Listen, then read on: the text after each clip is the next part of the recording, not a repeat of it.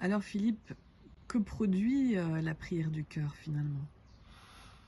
Alors, c'est assez extraordinaire parce que je pense à cet instant à un passage du Coran qui parle, qui reprend la notion de baptême dans la tradition chrétienne. Et le baptême, c'est revêtir, par exemple, le Christ, revêtir la présence de Jésus, euh, doux et humble de cœur. Et au fond, sibhat, on appelle ça en arabe. Et donc le Coran dit, qu'est-ce que le véritable baptême? C'est revêtir, se revêtir du nom de Dieu. C'est-à-dire se colorer, plus exactement la notion de sibhat, en arabe c'est une sorte de coloration.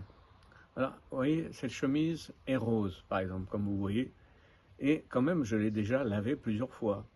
Mais la teinture est restée. La teinture est restée parce que c'était une vraie teinture. Donc une coloration qui est entrée dans les cellules du tissu. Plus je vais pratiquer régulièrement, plus je vais être imprégné de cette présence du nom de Dieu, de cette présence divine en moi, dans mes cellules. Au début, ça peut être juste sur ma langue. Après, ça descend un peu dans mon cœur. Après, ça descend même dans les cellules de mon corps. Donc finalement, je suis en train de revêtir le nom de Dieu. On appelle ça d'ailleurs en islam at-takhaluk bi akhlaqillah, c'est-à-dire revêtir les attributs divins, puisque Dieu, dans les relations que l'on a avec lui, a différents noms.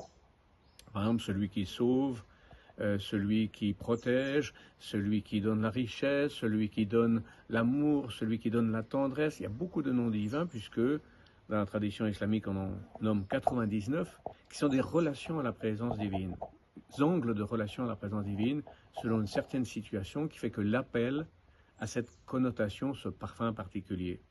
Et en fait, selon la situation et le nom divin que l'on prononce, que l'on répète, comme un appel, on est quand même en train peut-être de se noyer et d'avoir un besoin de quelque chose. On crée ce besoin et on appelle le Seigneur par rapport à ce besoin. Et quand on le répète, on finit par se colorer de la qualité divine que l'on appelle. Celui qui appelle, par exemple, ô toi qui es le généreux, Ya Karim, Karim, la générosité de Dieu, Ya Karim, ô toi le Karim, le généreux, Ya Karim, Ya Karim. Petit à petit, à force de prononcer ce nom de Dieu, on commence à en sentir la substance, le parfum, et petit à petit, on arrive à se revêtir de cette qualité.